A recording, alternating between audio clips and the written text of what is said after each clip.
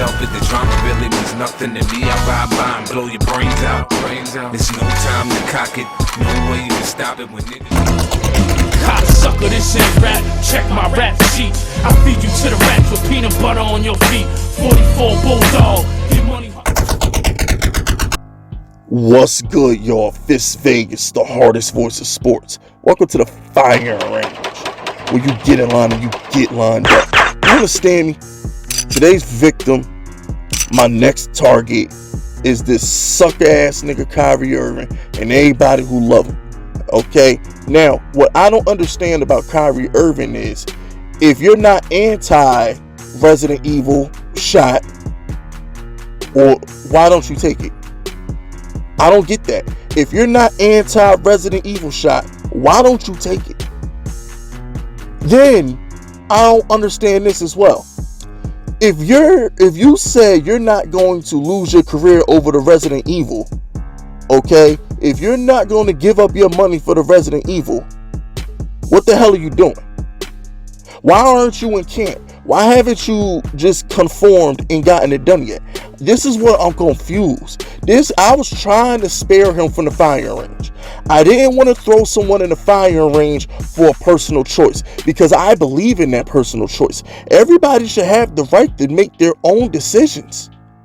I believe in that. So I really didn't want to line somebody up for exercising their God-given right to make their own decisions. But once you start opening your mouth and exposing yourself, you got to go on my crosshairs. Now, what I don't understand is, if you're not anti-Resident Evil, then take it. If you said you're not willing to give up basketball and retire and lose all your money over the Resident Evil, then why don't you take it? Nothing's adding up right now. I'm confused. If that dude would have came out like Andrew Wiggins did and said, I'm just flat out ain't gonna do the shit, but eventually they made him do it, I would have had more respect for Kyrie. If Kyrie Irving just said, I don't want that shit, I don't believe in that shit, I ain't doing that shit, I respect him. But you can't be halfway pregnant. You can't sit there on one end and say, oh, well, I'm not against it, but then don't do it. So what is your excuse to Kevin Durant? What's your excuse to James Harden? What's your excuse to the Nets owner when they ask you why you ain't done it yet? Oh, because I want to be a revolutionary. I'm making a sacrifice for the people who's lost something. No, you dumb idiot.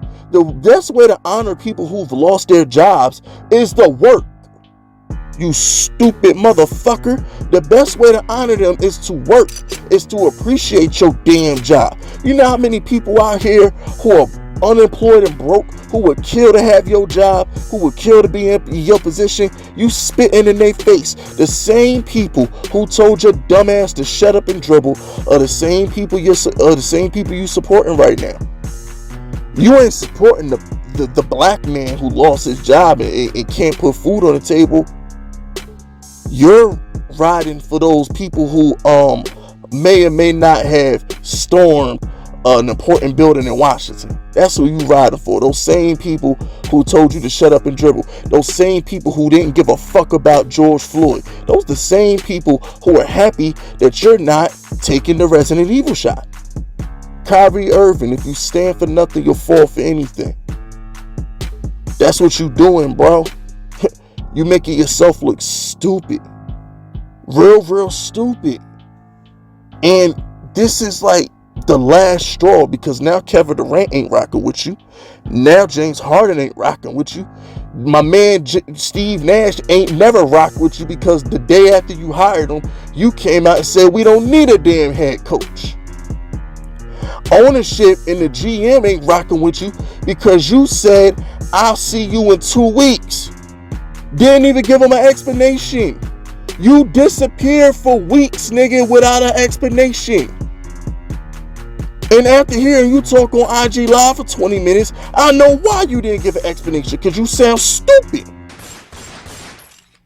Take it from somebody who talks for a living. I come on this YouTube channel every damn day and I speak my message. I speak my truth. Take it from someone who talks every day. You will be exposed if you lie, if you go against what you stand for, if you double talk, and you start spitting bullshit, the people will notice. I said it before, I say it again. You know why I got so many victims in this firing range? You know why nobody's been able to survive this fucking firing range? You know why I'm still here? Because I tell the truth. I speak my mind. I don't lie to y'all. I've never said something about somebody I wouldn't say to y'all. You know what I'm saying? So at the end of the day, I give you a message and I stick with it.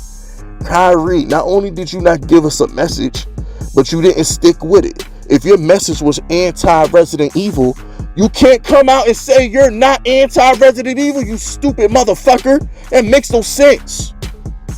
It don't make no sense. None. You, Kyrie, are a brat. You're an impetulant, spoiled brat. You have no sense of responsibility or accountability. You fucked it up with LeBron. How many dudes would kill to be on a team with LeBron in his prime? All you had to do was close games, Kyrie. LeBron James, one of the greatest, if not the greatest basketball player to ever live, gave you the ball the last 5 minutes of the game and said, take us home. And that wasn't good enough for you. Hitting game 7 shot wasn't good enough for you, Kyrie. You burned bridges in Cleveland. You said, I want to be like Kobe. I want my own team. I don't want to be in LeBron's shadow.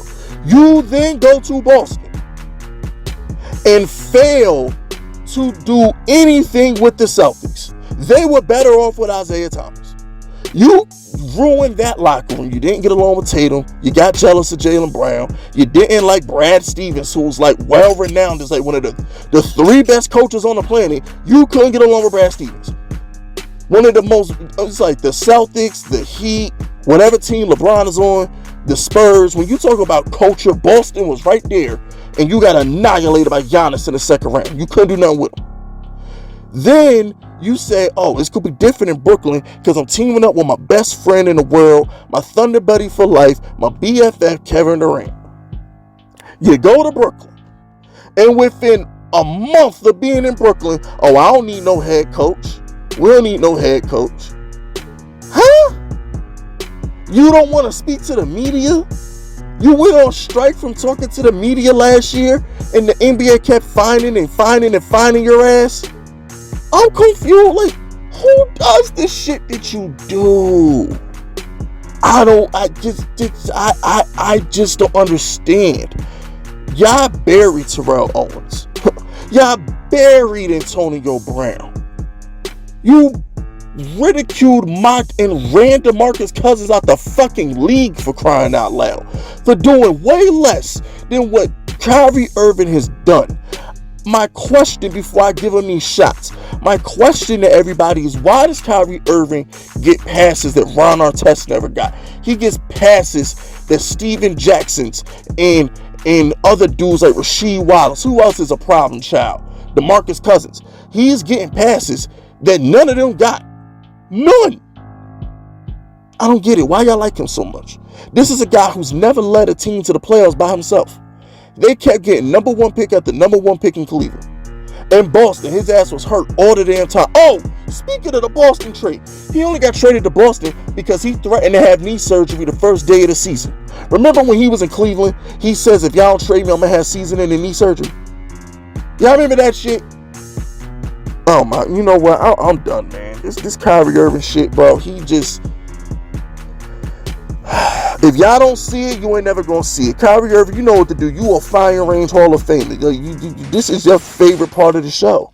Come to the front, turn around, put a smile on your face, and take these motherfucking shots.